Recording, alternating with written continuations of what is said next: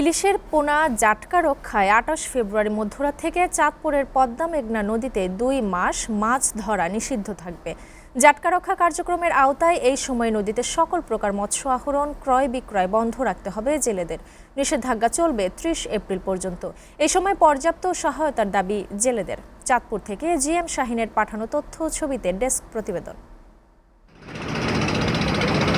ইলিশের উৎপাদন বৃদ্ধি ও নদীতে জাটকা ইলিশের নিরাপত্তা বিচরণ নিশ্চিতে ২০০৬ সাল থেকেই মার্চ এপ্রিল ২ মাস নদীতে সকল প্রকার মাছ শিকার নিষিদ্ধ থাকে।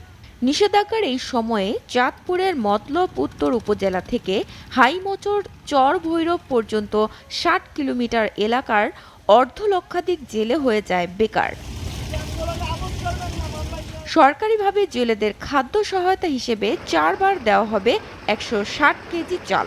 তবে জেলেরা বলছে, নিষেধাজ্ঞায় সরকারি এই সহায়তা একেবারেই অপ্রতুল। চলছে রমজান, সামনে ঈদ, সাথে আছে ঋণের বোঝা। নিষেধাজ্ঞাকালীন সময়ে সরকারি সহায়তা বৃদ্ধির দাবি জেলেদের। আশ্চর্য মানুষ খাওয়াই না, কিন্তু আঙ্গ খুব কষ্টে দিন যায়।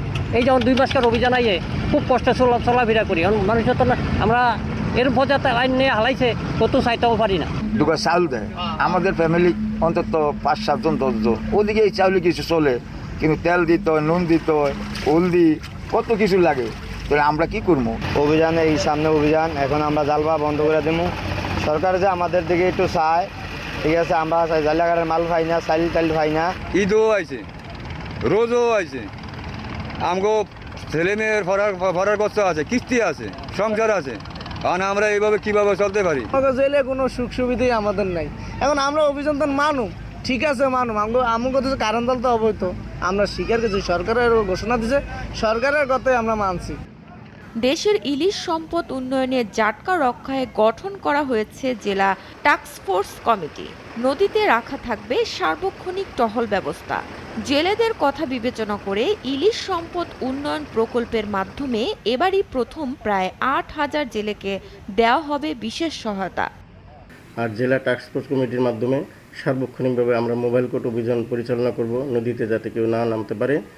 আর এজন্য জেলেদের খাদ্য সহায়তার জন্য ৪ মাসব্যাপী আমরা প্রতি কেজি জেলেদের জন্য ৪০ কেজি চাউল দিব, এবং ইলিশ সম্পদ উন্নয়ন এবং ব্যবস্থাপনা প্রকল্প থেকে স্পেশাল কিছু আইটেম বিতরণ করা হবে, যাতে জেলেরা মাছ ধরা থেকে বিরত থাকে। সম্পদ উন্নয়ন এবং ইলিশ সম্পদের উন্নয়ন কিন্তু বৃদ্ধি পাবে আশাবাদ ব্যক্ত করছি। নিষেধাজ্ঞা অমান্য করে চাঁদপুর সহ দেশের ৫টি জাটকা অভয়াশ্রমে জাটকা শিকার করলে ২ বছরের কারাদণ্ড ও জরিমানার বিধান রয়েছে। SATV news desk.